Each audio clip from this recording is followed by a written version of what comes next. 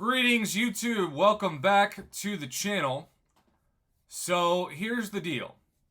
We know there are two main counters, and I'm not saying that they're the only counters, of course, but there are two main counters to taking on the brand new, still very exciting, very difficult, very relevant Necropolis, of which I have made videos on this, but I will continue to remind people who maybe didn't catch those videos but happened to click on this one, I appreciate that you did, that I have a rank 4, and only rank 4, 6-star Aegon, and while that is in theory enough to get Necropolis done, or at least one path of it done, that is going to be a significant difference in both revives and potions, and of course, if you don't have those units, versus what a rank 5 or even rank 6, if you consider that ascending a 6-star champ is technically taking them to rank 6.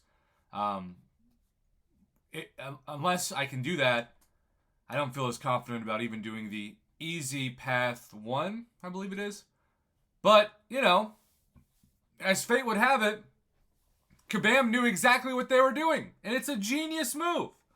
Because with so many wish crystals and other selectors in the last year, I'm tempted to think, you know, I don't know how much money I'm actually going to spend on Cyber Week because I have most champions that I want, and I have most champions that I like already at rank 5 as 6 stars. Obviously, I would love to ascend all of them, but I don't know if that's worth hundreds of dollars. And Kabam then says to themselves, well, we're going to make you rank up your Aegon to save revives, and we're going to give you so much motivation to do that with the community death reward count by, mid-January? But also, looky here. I've got this Shuri, who, I don't have a 7-star Shuri, by the way. I know several people do, but she's ranked 3. I don't even really know how to use her. I've seen other people use her, and I think, man, that playstyle is not what I enjoy doing in this game. But it doesn't matter, because I have to learn her. Similar to how in the Abyss, and yes, I only did one path of that, and now that holds up so poorly with rewards versus the amount of items and skill and time it takes. I would never recommend that somebody even complete the Abyss at this point, nevertheless explore it. But this is very different because, of course, Necropolis, they wanted to have relevant content, and rightfully so, for years to come. And that's also why I think one of the most underrated parts of Necropolis that really makes a difference, not just in terms of the game, but especially in terms of battlegrounds, you get that sweet bonus reward we have not seen in so long, where you have a mastery point. A mastery point just hanging out there for completing it.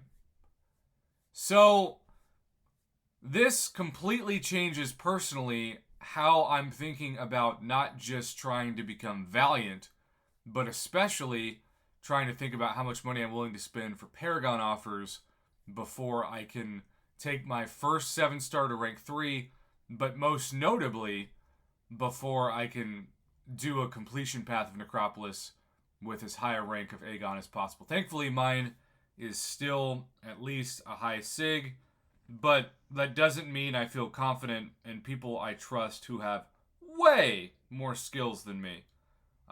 It took them 100 plus revives with a rank 4, and even though he is max sig, I just don't feel good about it. And people will say, Prof, you've got so many units, who cares? Well, I do, because I'm still all about saving as many units as possible when I don't have to spend them, particularly with gifting right around the corner too. It's like boom, boom. You've got Cyber Week and gifting, or banquet, or whatever they're going to call it this year, back to back as usual in these 2 months head to head. On top of that, I think it really is worth noting that every day that you don't jump into the content, you get to save more 4-hour crystals. And as you can see, I've saved up over 1,400 of them. The weirdest part about this experience is the same reason why I haven't claimed this Quest Energy Correction, which they give us 30 days to claim. I still have 27 days left on this. And that's because when you pop open a bunch of Paragon 4-hour crystals, you get a ton of energy refills, which on paper is like, heck yeah, what's to complain about with that? Well, it just means that sometimes you're not sure if you're going to be able to use them before they expire, unless you're doing Battlegrounds. But of course, Battlegrounds, you get way less points for the event with energy as opposed to Elder's Marks. So I think Kabam were, I don't want to call them evil geniuses, because this is not really an evil move, but they knew what they were doing when they put out Necropolis right before Cyber Week, because I wouldn't even know who I was ranking up. And I don't think that would motivate me if this content didn't require or didn't highly recommend, especially with the amazing content creators and other summoners who have already jumped in, either completed or explored it, certain champions to save revives and potions and units. But between Shuri and Aegon, it seems like required homework, required reading, if you will, to make it work. And personally, that's enough motivation for me to spend more this weekend. I have a YouTube channel.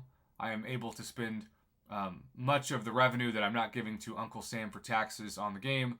I am forever blessed that I get to play the game I love for essentially a break-even price. But at the same time, it's worth noting that a lot of people don't. And so I will be, of course, as always, grading every tier of every offer on Friday and doing my best to be a retrospective look at what these offers have looked like over the years this week as well. So a lot of work will go into the channel this weekend, and this week. But I do think that it starts with the notion that between Aegon and Shuri, there are a couple of high-value targets that everybody should think about ranking up before jumping into this very tough content.